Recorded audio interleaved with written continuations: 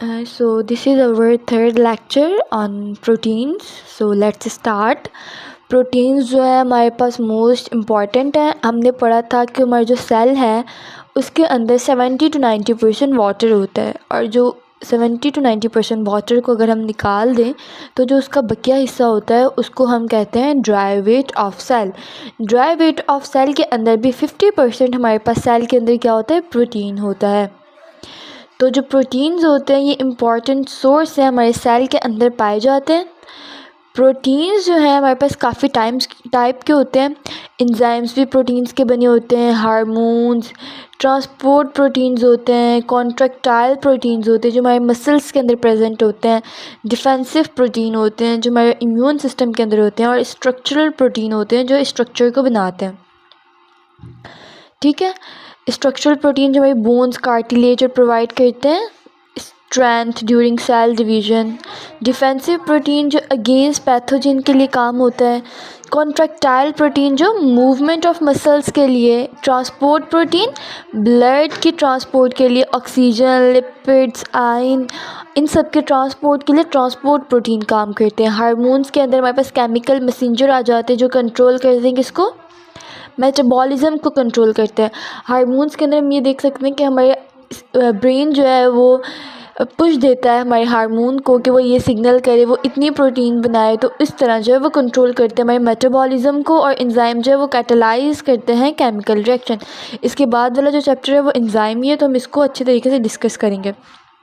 हमारे पास जो प्रोटीन्स होते हैं ये एक मैक्रो मॉलिक्यूल है, एक बड़ा मॉलिक्यूल है जो किससे मिलके बना है, जो मोनोमर से बना है. तो इसका जो मोनोमर कौन है, ये अमाइनो एसिड है. अमाइनो एसिड इसका बिल्डिंग ब्लॉक है. Amino acid is the monomer of protein. Protein is a macro molecule. इस लाइन को आपने इसी तरह से लिख लेना और याद कर लेना है. मोर देन 170 अमाइनो एसिड जो है हमारे पास फाउंड होते हैं किसके अंदर, सेल टिश्यू के अंदर. ये भी MCQs के पॉइंट ऑफ व्यू से बेस्ट लाइन है. मोस्ट ऑफ द प्रोटीन जो है वो कंपोज होते हैं 20 टाइप्स ऑफ अमाइनो एसिड्स के. 170 अमाइनो एसिड्स हमारी बॉडी के अंदर पाए जाते हैं. ठीक है. उसके अंदर से जो 20 अमाइनो एसिड्स हैं वो जो है वो यूज़ होते हैं प्रोटीन को बनाने के लिए, जो अबंडेंटली प्रेजेंट होते हैं. बेसिक अमाइनो एसिड जो है वो कंटेन करते हैं amino group, carbonyl group. Amino group होते हैं, उनके पास कार्बोनाइल ग्रुप होता है और एक तरफ से हाइड्रोजन लगा होता है. ठीक है. जो हमारे पास इसके साथ एक अल्काइल रेडिकल होता है, दिस वन, कार्बोनाइल ग्रुप लगा होता है, अमाइनो ग्रुप लगा होता है इसके साथ, और हाइड्रोजन लगा होता है. जो ये अल्काइल रेडिकल है, आर जो आपको नज़र आ रहा है, दिस वन, ये जो आर है ये रिस्पॉन्सिबल होता है अमाइनो एसिड को चेंज करने में. अगर यहाँ पर हमारे पास लग गया है CH3 तो ये कोई और अमाइनो एसिड हो जाएगा. अगर हमारे पास यहाँ पर वापस हाइड्रोजन लग गया है तो ये ग्लाइसिन हो जाएगा. अगर यहाँ पर अल्काइल रेडिकल कोई और लग गया है तो ये एलेनिन हो जाएगा. तो ये अल्काइल रेडिकल रिस्पॉन्सिबल होता है अमाइनो एसिड के लिए. ये कौन सा अमाइनो एसिड्स है, अमाइनो एसिड जो हैं जब एक दूसरे के साथ मिलते हैं, ये एक अमाइनो एसिड, ये दो अमाइनो एसिड, तो इनको एक दूसरे के साथ मिलाने के लिए क्या लिंकेज होता है, पेप्टाइड लिंकेज होता है. पेप्टाइड लिंकेज इनके दरमियान होता है अमाइनो एसिड्स को मिलाने के लिए.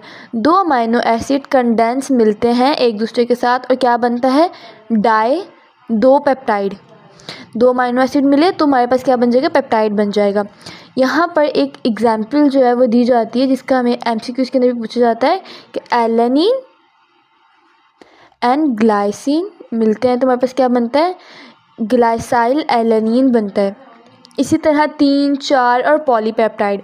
अगर 3 पेप्टाइड बॉन्ड बने तो ट्राईपेप्टाइड, अगर 4 बने तो टेट्रापेप्टाइड, अगर 5 बने हैं या 6, 7, 8 तो पॉलीपेप्टाइड.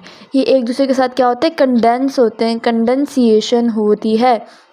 कंडेंसिएशन हमने पीछे भी पढ़ा था कि कंडेंसिएशन जब भी हम किसी दो मोनोमर को जोड़ेंगे तो उसके अंदर से वाटर जो है वो रिमूव होगा. कंडेंसिएशन होगी, वाटर जो है वो रिमूव होगा और हमारे पास जो है वो उनके दरमियान क्या बन जाएगा, एक कोवलेंट बॉन्ड बन जाएगा.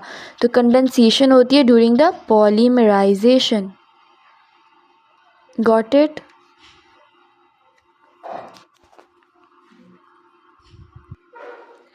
अब यहाँ पर देखें इस फिगर के अंदर हमारे पास जो पेप्टाइड बॉन्ड बन रहा है, ये एक अमाइनो एसिड है, ये दूसरा अमाइनो एसिड है। जब ये एक दूसरे के साथ मिलेंगे तो ये हमारे पास जो एक अमाइनो एसिड का OH ग्रुप और दूसरे अमाइनो एसिड का हाइड्रोजन ग्रुप ये जो है वो निकल जाएगा और कार्बन और नाइट्रोजन के साथ क्या बन जाएगा, पेप्टाइड बॉन्ड बन जाएगा। In this group figure O एक carbonyl compound at the end of one amino group एक दूसरे के साथ मिल रहे हैं, amino group of another amino acid release कर रहा है वाटर और बन रहा है कौन सा bond, CN bond, peptide bond बनेगा जिसको हम कहेंगे पेप्टाइड। Got it. अब प्रोटीन्स को जो है वो क्लासीफाई किया गया है उनके स्ट्रक्चर पर। तो 4 तरह के प्रोटीन की जो हम क्लासिफिकेशन पढ़ते हैं on the basis of structure.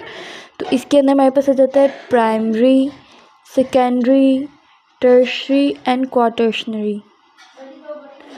Proteins जो है वो सीक्वेंस ऑफ अमाइनो एसिड के बेस पे जो इसको हम क्लासीफाई करते हैं कि हम अमाइनो एसिड की सीक्वेंस किस तरह है, स्ट्रेट चेन है, किस तरह बॉन्ड बन रहा है, तो उसके लिए हम कहते हैं प्राइमरी। उनके दरमियान कौन सा लिंकेज होता है, पेप्टाइड बॉन्ड होता है। और इसकी एग्जांपल जो है वो इंसुलिन है और हीमोग्लोबिन है। और regular conformation of alpha helix, alpha और हेलिक्स जो है वो 2 तरह के जो है हमारे पास क्या होते हैं, शीट्स होती हैं, alpha helix and beta pleated. तो ये शीट्स जब आपस के अंदर ज्योमेट्रिक कॉन्फ़िगरेशन के मैनर के अंदर जब मिलती हैं तो हमारे पास क्या बनता है, हमारे पास सेकेंडरी स्ट्रक्चर बनता है। सेकेंडरी स्ट्रक्चर के अंदर हम जो है वो इसका जो बॉन्ड पढ़ते हैं वो इसके बॉन्ड के अंदर हमारे पास आता है हाइड्रोजन बॉन्ड, नॉट डाइसल्फाइड, ये गलत है, यहाँ पर हाइड्रोजन बॉन्ड बनता है। और क्वाटर्शनरी के अंदर हमारे पास ब्लेंडिंग एंड फोल्डिंग होती है ग्लोबुलर प्रोटीन की, तो हमारे पास क्या बनता है, टर्शियरी स्ट्रक्चर बनता है। इसके अंदर ये पूछा जाता है कि इसके अंदर बॉन्ड कौन से होते हैं, ये जो है हमारे पास जो है MCQs के हिसाब से पूछा जाता है। तो इसके अंदर peptide bond, ionic bond, hydrogen and disulphide bond.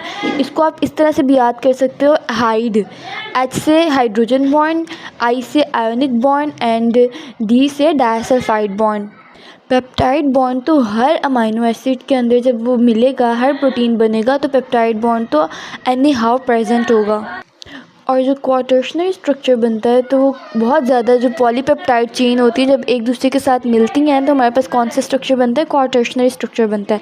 इसकी जो है बॉन्ड जो होते हैं इनके दरमियान वो hydrogen bond, ionic bond and hydrophobic interaction, इसको आप याद कर सकते हो, हाई H से हाइड्रोजन बॉन्ड, I से आयोनिक बॉन्ड एंड H से हाइड्रोफोबिक इंट्रैक्शन।